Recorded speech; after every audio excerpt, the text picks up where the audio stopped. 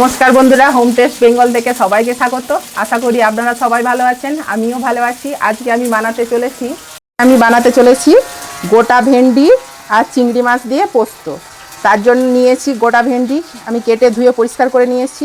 ওর সাইজে লম্বা লম্বা আলু কেটে পরিষ্কার করে নিয়েছি কালো জিরে, লঙ্কা, লবণ, আর নিয়েছি পেঁয়াজ আর টমেটো। আমি এই পোস্ততে হলুদ দেবো না, আমি এমনি করব। আমি কিভাবে বানাচ্ছি সেটা দেখতে থাকুন। তো আমি কড়াটা আগে থেকে বসিয়ে গরম করার জন্য রেখেছিলাম। আমার কড়াটা গরম হয়ে গেছে, আমি তেল দিয়ে দেব।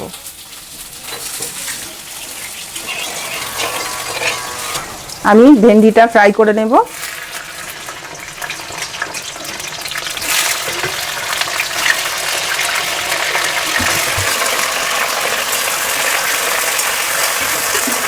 তো দেখুন, আমার ভেন্ডিটা আমি ভেজে নিয়েছি। আমি ভেন্ডিটাকে এবার উঠিয়ে নেব। এবার আমি ফোড়নের জন্য দিয়ে দেব কালো জিরে, ওর সঙ্গে আমি পেঁয়াজটাকে ভেজে নেব। আমি পেঁয়াজ আর কালো জিরাটাকেও ভেজে নিয়েছি, ওর সঙ্গে আমি উঠিয়ে নিলাম। আমি ওই তেলেতেই চিংড়ি মাছগুলোকে ভেজে নেব। তো আমার চিংড়ি মাছগুলোও ভাজা হয়ে গেছে, আমি সেগুলোকেও এর সঙ্গেই তুলে নিচ্ছি। আমি এক সম্বরেই করব, আমি দুবার সাঁতরাবো না তরকারিটা, সেই জন্যে আমি এগুলো সব ভেজে তুলে নিচ্ছি। আমি এই মাছের তেলেতেই আলুগুলো দিয়ে দিলাম।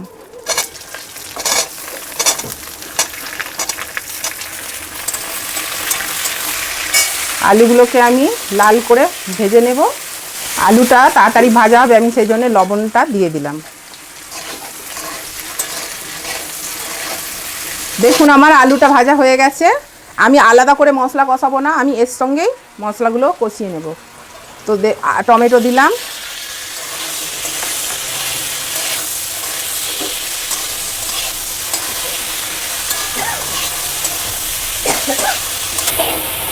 দেখুন আমার টমেটোটা আমি কষিয়ে নিয়েছি।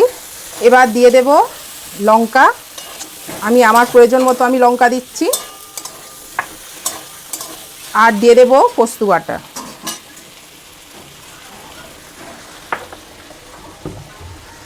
তো এটাকেও আমি ভালো করে কষাবো। আর কষানোর সময় একটু গ্যাসটাকে লোতে রাখতে হবে, নালে মশলাটা লেগে যাওয়ার চান্স থাকতে পারে। সেই জন্য আমি গ্যাসটাকে কমিয়ে দিয়েছি। তো এইগুলো আমার কষানো হয়ে গেছে। ওর সঙ্গে আমি দিয়ে দেবো ভেন্ডি আর যে পেঁয়াজ ভেজে রেখেছিলাম দিয়ে দেব। দিয়ে ওই মশলার বাটিরই একটু জল দিলাম, দিয়ে এটাকে ভালো করে আমি কষিয়ে নেব।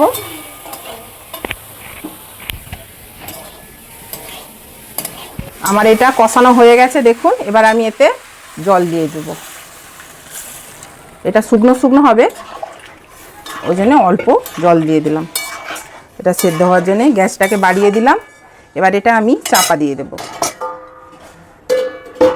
তো আমি মিনিট 10 পরে ফিরে আসলাম। দেখুন, তরকারিটায় আমি হলুদ দিইনি, কিন্তু লঙ্কাতে এমন কালার হয়েছে যে মনে হবে যে হলুদ দেয়া আছে। সাধারণত আমি পোস্ত করলে পোস্ততে হলুদ দিই না।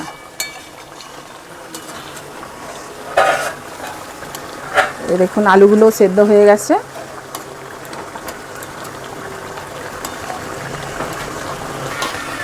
এটা হয়েই এসছে, আর একটু রসটা মরে গেলে আমি নামিয়ে নেব। হয়ে গেছে দেখুন, এবার আমি নামিয়ে নেব। গ্যাসটা অফ করলাম।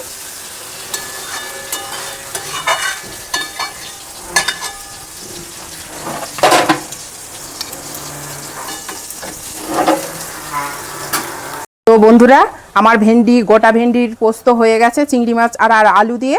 তো কেমন হয়েছে আপনারাও বানিয়ে খান, খেয়ে কমেন্ট বক্সে আমাকে জানান। খারাপ হলেও জানান, ভালো হলেও জানান। আর লাইক কমেন্ট শেয়ার করে আমার পাশে থাকুন। টাটা।